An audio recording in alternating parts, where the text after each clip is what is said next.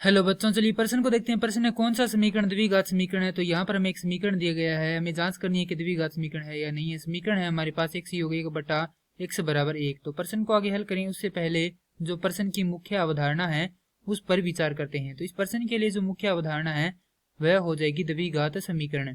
अर्थात हम यहाँ पर यह देखेंगे कि द्विघात समीकरण क्या होती है। तो वे समीकरण जो ax का वर्ग योग bx योग c बराबर 0 के रूप में हो, जहां a बराबर नहीं हो 0 के, क्योंकि यदि a 0 हो जाएगा तो हमारे पास ये द्विघात समीकरण नहीं रहेगी।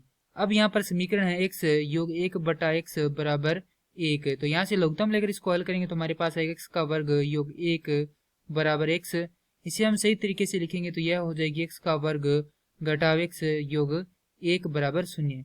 अब ये जो समीकरण है इसकी यदि हम इस समीकरण से तुलना करते हैं तो यहाँ पर हम देखें तो हमारे पास जो x है उसकी अधिकतम घात कितनी है, यहाँ पर 2 है और यहाँ पर भी 2 है।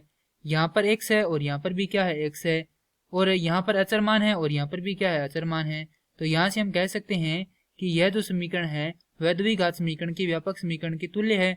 अतः यह क्या होगी, एक द्विघात समीकरण होगी। तो यह एक द्विघात समीकरण है क्योंकि यह द्विघात समीकरण के व्यापक समीकरण के तुल्य है।